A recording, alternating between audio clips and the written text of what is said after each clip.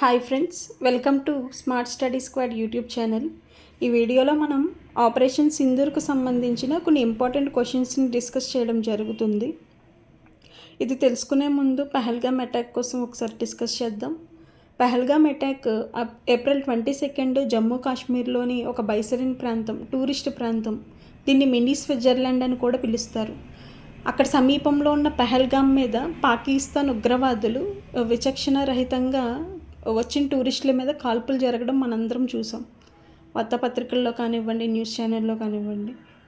దాదాపు 26 మంది మీద వీళ్ళు కాల్పులు జరపడం, మీరు హిందువులా కాదా అని అడిగి మరీ చంపడం, ఇవన్నీ చూసాం. దీనికి ప్రతిస్పందనగా భారత ప్రభుత్వం నిర్వహించిన ఆపరేషనే ఆపరేషన్ సింధూర్. మే 7 రోజున ఆపరేషన్ సింధూర్ జరిగింది. దాదాపు తెల్లవారుజామున 1:30-2 ఆ టైం మధ్యలో ఆపరేషన్ సింధూర్ జరిగింది. పాకిస్తాన్ ఉగ్రవాద శిబిరాలు ఏవైతే ఉన్నాయో ఆ 9 స్థావరాల మీదను కూడా భారత ప్రభుత్వం కాల్పులు జరిపింది. వైమానిక దళం, నావికా దళం, సైనిక దళం 3 దళాలు కూడా ఈ ఆపరేషన్లో పాల్గొన్నాయి. ఇక్కడ ఆ 9 స్థావరాల పేర్లు ఉన్నాయి.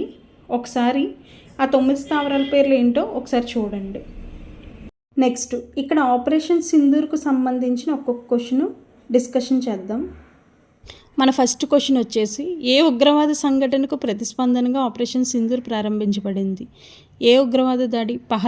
పహల్గామ్కి ప్రతిస్పందనగా ఆపరేషన్ సింధూర్ చేపట్టడం జరిగింది. ఆపరేషన్ సింధూర్ అధికారంగా ఎప్పుడు ప్రారంభించబడింది? మే 7, 2025 ఆపరేషన్ సింధూర్ ప్రారంభించబడింది. నెక్స్ట్, ఆపరేషన్ సింధూర్ సమయంలో ఎన్ని ఉగ్రవాద శిబిరాలను లక్ష్యంగా చేసుకున్నారు? 9 ఉగ్రవాద శిబిరాలను లక్ష్యంగా చేసుకున్నారు. నెక్స్ట్ వన్, ఆపరేషన్ సింధూర్లో ప్రధాన లక్ష్యంగా ఉన్న 3 ఉగ్రవాద సంస్థలు ఏవి?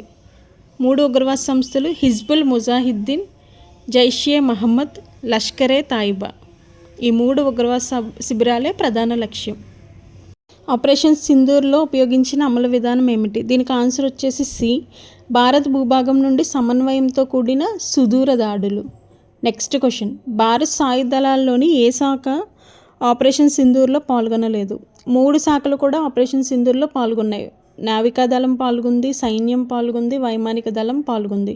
సో దీనికి ఆప్షన్ వచ్చేసి డి, ఎవరు కాదు, 3 పాల్గొన్నారు. నెక్స్ట్ వన్, ఆపరేషన్ సింధూర్ని నాన్ ఎస్కలేటరీ అని పిలవడం యొక్క ప్రాముఖ్యత ఏంటి?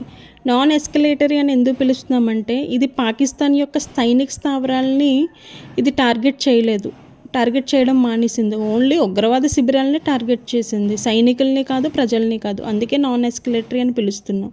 దీనికి ఆప్షన్ వచ్చేసి బి. క్రింది వాటిలో ఆపరేషన్ సింధూర్ యొక్క ముఖ్యమైన ఫలితం ఏంటి? పాకిస్తాన్ మరియు పిఓకేలోని కీలక ఉగ్రవాద శిబిరాలను నాశనం చేయడం. ఆప్షన్ వచ్చేసి సి.